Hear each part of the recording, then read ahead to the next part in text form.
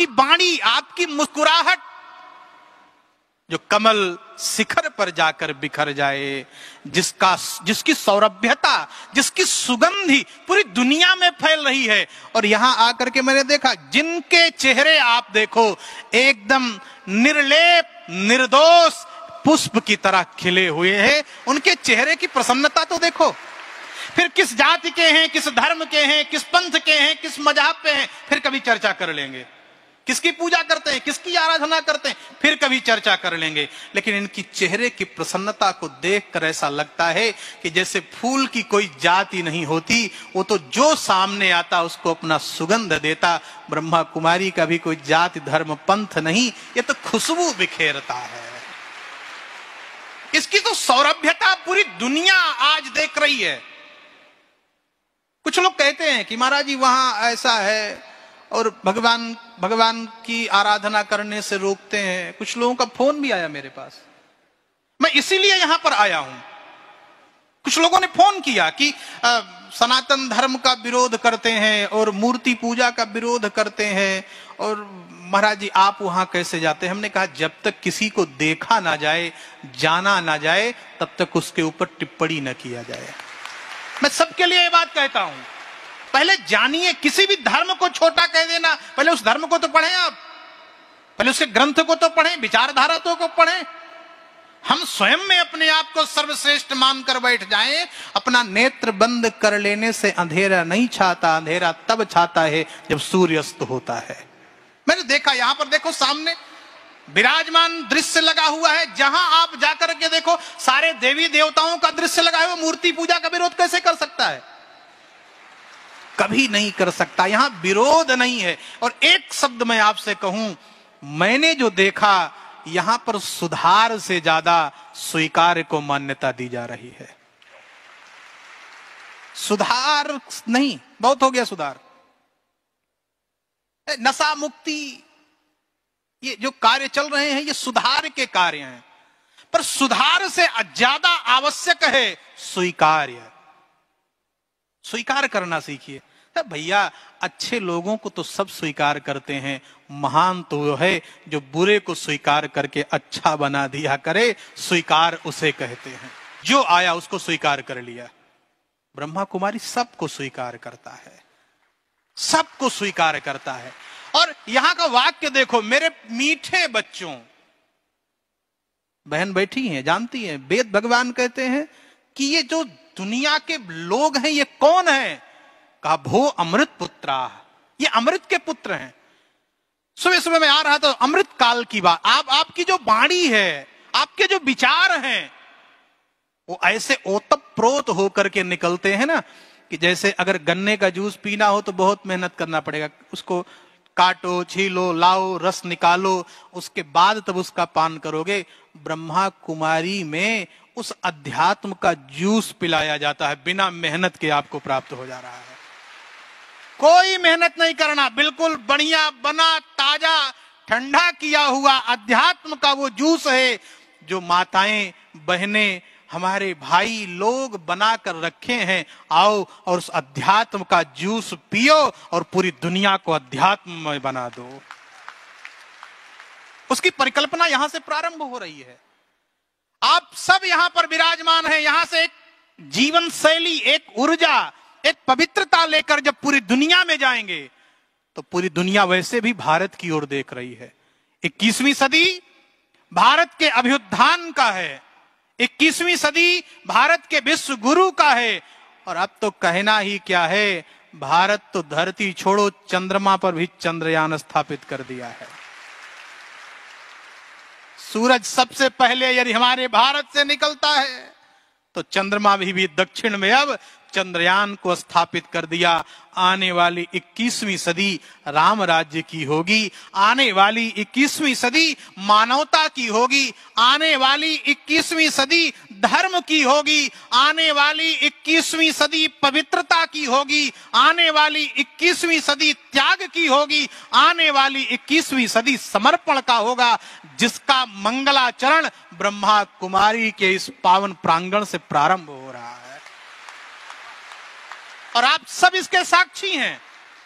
आज दादी के इस 16वीं पुण्यतिथि स्मृति दिवस के पावन पर्व पर यह बात मैं कहता हुआ जा रहा हूं कि आप सब उसके साक्षी बनने वाले हैं।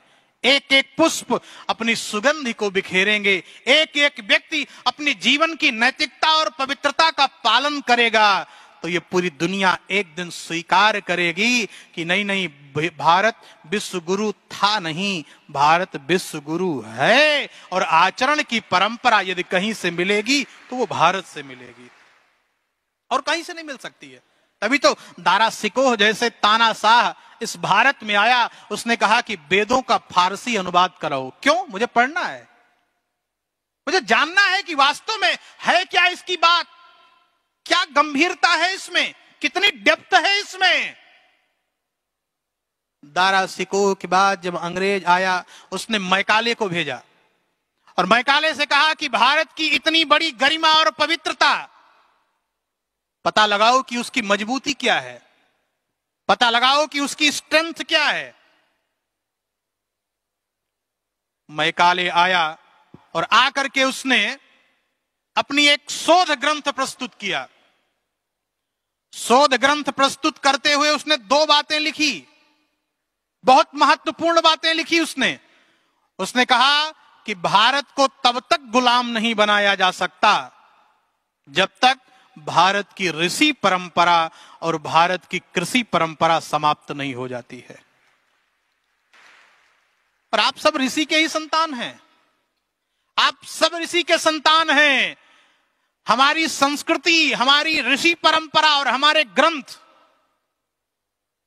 पूरी दुनिया का दिग्दर्शन है, पूरी दुनिया का आत्मबोध है, पूरी दुनिया का आत्मचिंतन है, पूरी दुनिया का आत्म केंद्र है।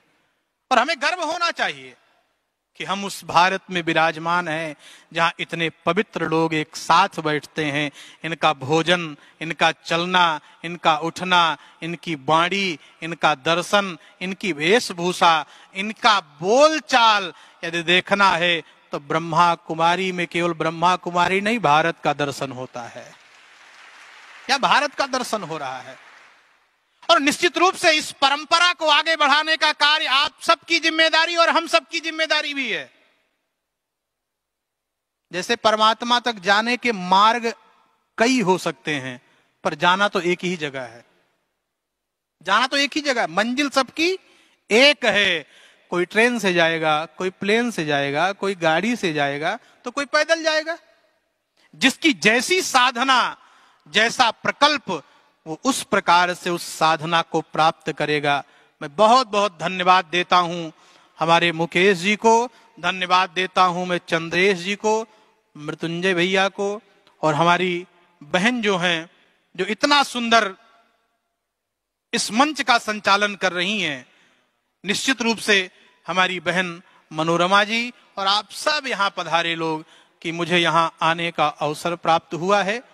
आप सब इसी प्रकार से दिव्यता के साथ, इसी प्रकार से पवित्रता के साथ, इसी प्रकार से अपने जीवन में अध्यात्म को पिरोकर एक दिन भारत नहीं पूरे विश्व में ब्रह्मा कुमारी छा जाए और पूरी तरह इस अध्यात्म और आनंद के परिचय से ओतप्रोत कर दे। मैं ऐसी मंगल कामना व्यक्त करता हूं और एक लाइन आपको सुनाना चाहता हूं। भाई साहब माइक ठीक कर दीजिए, मॉनिटर नहीं आ रहा है। एक गीत आपको सुनाना चाहता हूं जो हमारी दादी जी का आपके सबके प्रति भाव था। दादी का भाव मैं आपको सुनाना चाहता हूं। अपने बच्चों से उनका संदेश है और दादी कह रही हैं, खुश रहो हर खुशी है तुम्हारे लिए, खुश रहो हर खुशी है तुम्हारे लिए, छोड़ दो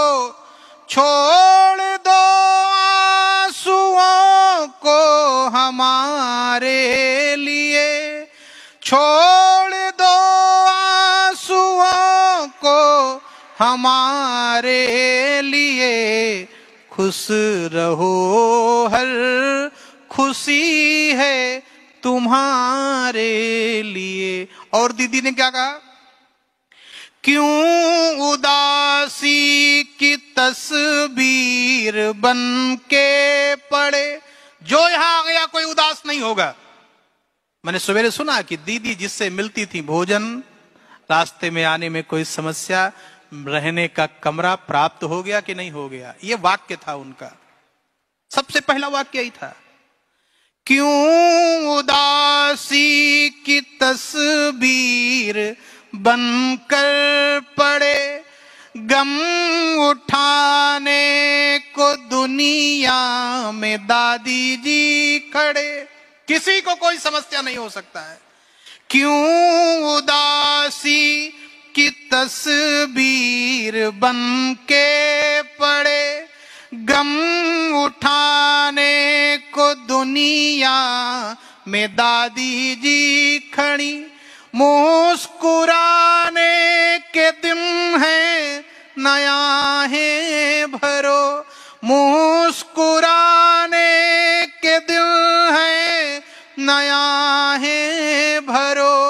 मेरे रहते न खुद को परेशान करो, खुश रहो हर खुशी है तुम्हारे लिए, खुश रहो हर खुशी है तुम्हारे लिए।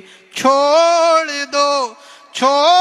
दो आंसुओं को हमारे लिए, खुश रहो हर खुशी है तुम्हारे लिए। बोलो श्री सीतारामचंद्र भगवान की जय। श्री राम, जोर से जय श्री राम, जय श्री राम। ओम शांति, ओम शांति, ओम शांति।